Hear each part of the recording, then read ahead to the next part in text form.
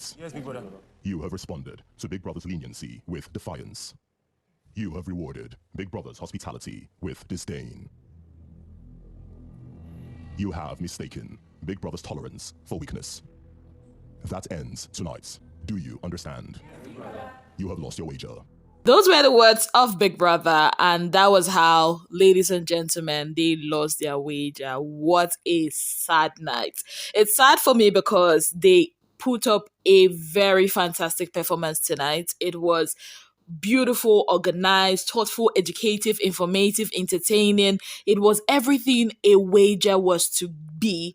But then again, we all know Big Brother. Big Brother is all about what has happened in the week. It's a cumulative of everything that has happened in the week. Big Brother gave them tasks in the week. Some of them were being, nonchalant about what Big Brother has said. Some of them were just being plain stubborn. Some of them were just being unruly. Like Big Brother would give out a rule and they would not obey it. Even today, while they were supposed to come into the arena to practice for their wager, people like Suj and Chinwe, were lacking behind, and Big Brother had to shut their doors, or his doors, the arena doors. And these are some of the things, like, okay, Big Brother give them a task, come to the living room or to the lounge, and whenever you hear that song, you start doing your jumping jacks. Some of them were lying down on the bed last night.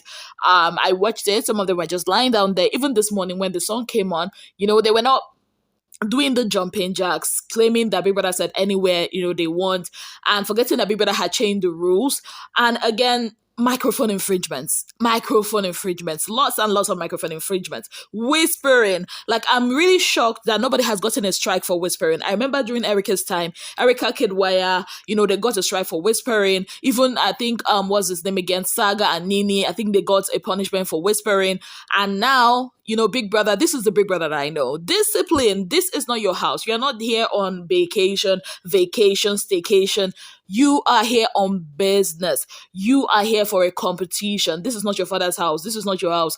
This is Big Brother's house. And Big Brother has to let them know who the boss is. It's sad, yes, because they put all their hearts and everything for this particular wager, but the tasks that were given to them, through the week, they could not even obey simple instructions. You see Big Brother call these people, come to the arena immediately. I mean, I wonder what they feel like immediately means. Somebody tell you to come immediately and you are dragging your legs. Some of them are called to the diary room, and that is the exact moment that they'll remember, okay, let me go and brush my hair. Let me go and put on my lipstick. Let me go and carry lip gloss. Like, I see those things and I keep wondering, is this the Big Brother that I know during the lockdown? Big Brother that if he tells you to come and you are not coming, wahala go day. Big Brother will be addressing them. Instead of these people to stand up when he calls them, some of them would still be sitting. I don't understand where they think they are. So I think this is a necessary wake-up call for them.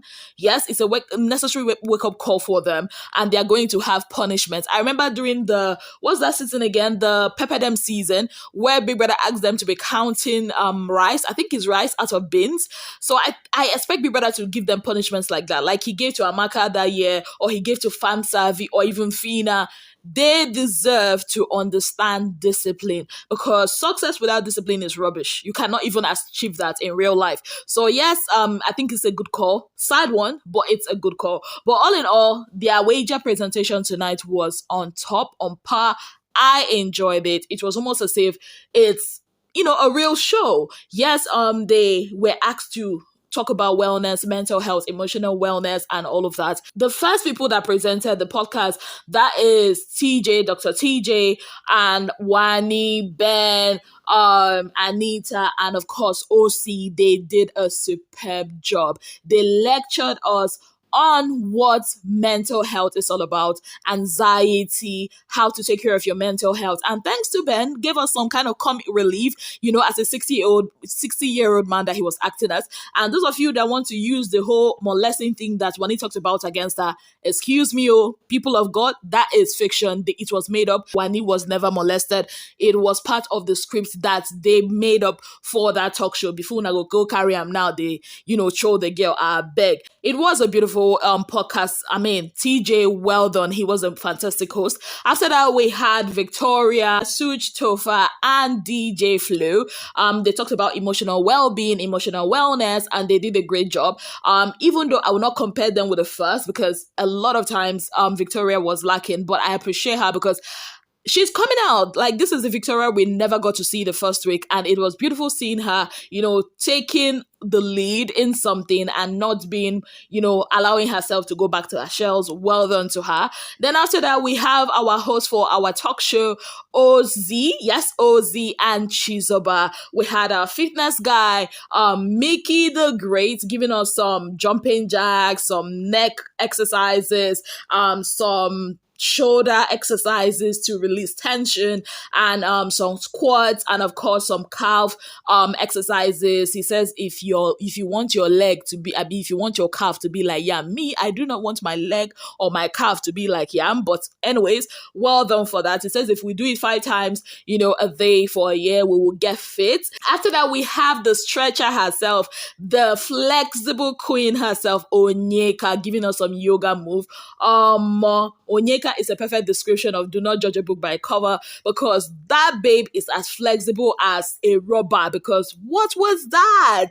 Now, Onyeka killed it. After then, we had our, we had a break where we had Femi David and Handy give us an awesome performance, with a song by Michael Jackson, Heal the World, playing in the background. We see Handy as somebody that is going through drug addiction, and then we see Femi spreading love. It was beautiful. After that, went on to the chef corner. That is our very own chef in the house, Ruthie, and her sous chef, Kelly Ray, giving us all the information we need, for our healthy eating, the advantages of eating apples, drinking water, watermelons, pineapple. It was beautiful.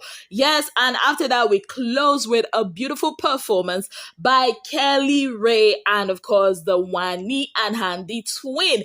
Yes, it was a beautiful performance, and I'll have you know that performance, that song by Kelly Ray is actually an original. He wrote that song. Yes, and I mean, shout out to the crew, cast and crew, people that put that together. We have executive producer Sean, makeup artist Cassia, cameramen and women Chinwe, especially Zion did great. I mean, it was beautiful. Anybody you did not see on stage was in the background, somewhere in the wardrobe, giving them a change of clothing, somewhere in the makeup, somewhere in the production. It was beautiful. At the end of the day, Big Brother gave kudos to the people that participated in the very first podcast, and that is Wani, OC, Anita, Ben, and of course TJ, telling them with the way they presented everything, with the way the podcast went, he's tempted to pump in money, give them a blank check for them to do, episodes and episodes and episodes of that particular podcast. Trust me, those guys 8.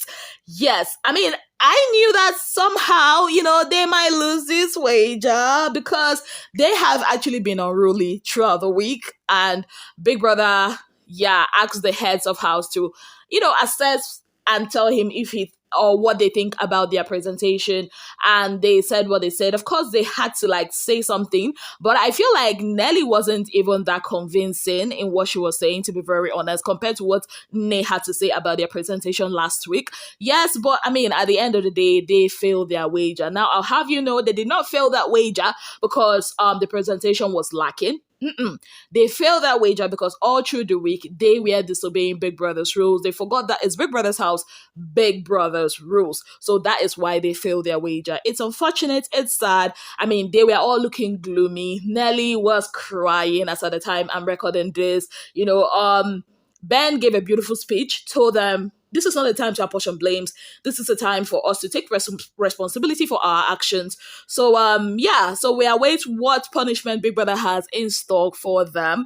And also, you guys know they wagered 70%. So I think they are probably going to be getting 30% of the basic food items that they need in the house. And I think this is a teachable moment for them to realize that Big Brother's house is Big Brother's rules. If Big Brother says jump, you ask how high. You do not ask any questions. If Big Brother says come to the arena, you jump, you gallop, you fly into that arena. I think it's high time people that start locking them out now. I mean, remember what happened last season at All Stars where the ladies were locked out of the party room? I think we might just have a repeat of those.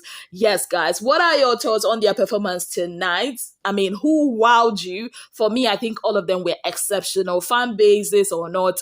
Honestly, appreciate all these housemates for me because they did exceptionally well for that presentation.